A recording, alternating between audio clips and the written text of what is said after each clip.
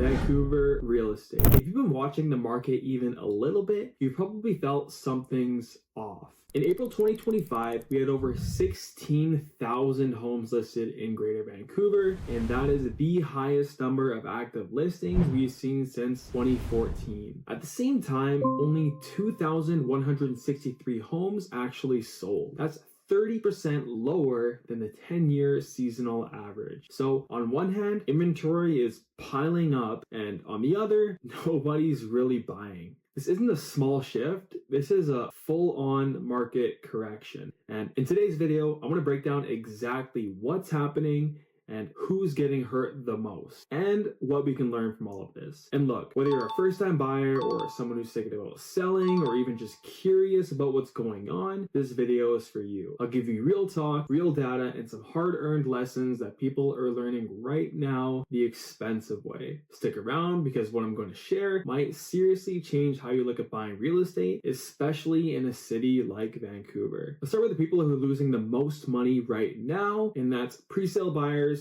from 2022 and 2023. I know this might hit close to home for some of you. Thousands of people bought pre-construction units back then. Interest rates were still low, prices were high, and there was some sense of urgency like, if I don't get in now, then I'll never get in. So a lot of people bought. Some with 10% down, thinking the unit would be worth more when it completed. Others saw it as an investment, get in early, sell or refinance later. But now in 2025, a lot of those projects are finishing. And when the appraisal comes in, it's lower than what they paid 2 or 3 years ago. And I'm not talking slightly lower. Some are down by $75,000, $100,000, and in a lot of cases, even more. So a lot of people are walking into these homes underwater. If they try to assign it before the completion, they have to do it at a steep discount. If they try to sell it after, same thing, except now they've got closing costs, taxes, and in some cases, mortgage penalties. It's brutal. And I don't say that to be dramatic. I say it because some people are genuinely stuck. But here's the thing. It's not just pre-sale buyers who are struggling. There are a ton of resale condos on the market right now, and many of them aren't moving. Even units that look great on paper, they're just sitting. Why, people might ask? Let's start with the floor plans. A lot of units that were built in the last 5 to 10 years were clearly designed for investors and not end users. We're talking about those silly glass dividers, no storage, bedrooms without windows, weird layouts made to maximize rental yield and not livability. But when investors pull out of the market and you need to sell to an actual human being, those layouts generally don't cut it. People want homes and not shoeboxes. And then there's the parking issue. Developers got bold around 2016 and 2017. They started cutting parking stalls to make projects more profitable, and in theory, they were building for the urban lifestyle, walkable, transit-friendly, no car needed type vibe, but that only made sense for downtown. What about places like Mount Pleasant, Kitsilano, Olympic Village, Fairview, Canby? People still drive in those neighborhoods. And in 2025, a lot of people are back at the office, they're commuting again, and parking definitely matters. If your unit has no stall and the building isn't eligible for permit parking, or worse, there's only 2-hour street parking, that's a huge red flag for buyers. Now, let's talk about something a lot of buyers don't even consider, and that's strata maintenance. Right now, older buildings are actually selling better than some of the newer ones. They're cheaper, the layouts are often better, and they've had time to establish some sort of history. But, and this is the big one, not all older buildings are maintained equally. In slower markets, especially when rates are high, a lot of strata councils vote down big ticket maintenance items. I've seen this over and over again. The roof needs replacing, the fences are falling apart,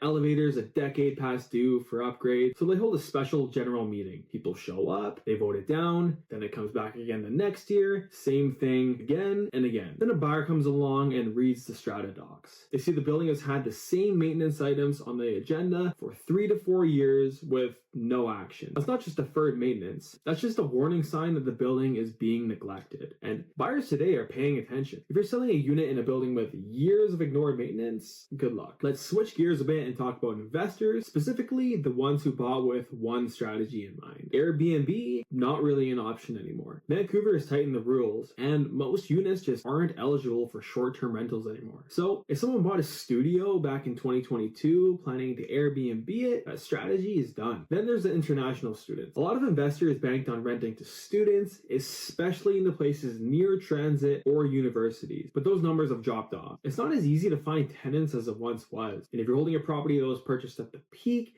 but now it's not cash flowing and you've lost a ton of value, you can see where this is going. Same story with the COVID cottage crowd. Back in 2020 and 2021, people were scrambling to buy cabins, lake homes, and weekend getaway. Prices spiked, bidding wars happen in places like Kelowna and the Gulf Islands, and now that demand is cooled. Interest rates are up, people aren't working remotely the same way, and all of a sudden, a second home 3 hours away doesn't feel like such a great idea. So what's the big picture here? Real estate isn't just about the property, but it's about the timing, it's about the plan, and it's about the exit. Some people who bought in 2021, especially during bidding wars, are learning this the hard way. I remember those times. Homes were selling for $100,000 to $200,000 over asking. People were submitting offers without even seeing the place in person. Everyone was just trying to compete. But the truth is, in real estate, you don't make the money when you sell, you make the money when you buy. That's the only thing you can control. When you sell, the market decides what you get. And right now, the market isn't kind to over-leveraged short-term buyers. So if you're watching this because you're thinking about buying or you're already kind of feeling stuck, here's what I'd say. Think long-term. Real estate works best when you just give it some time. Buy something you'd actually want to live in and not just something that might cash flow. Don't get caught in the hype. If it feels like everyone's rushing in, that's usually the time to pause. And lastly, get some advice. But don't outsource your decisions. Only you know what's right for your situation. If you're not sure where to start, I put together a free Vancouver buyer guide. No spam, no strings, just a clear explanation of what you need to know before buying. The link is in the description below. And if this helped you, hit like, drop a comment, and subscribe for more honest real estate advice. Thanks for watching, and I'll see you in the next one.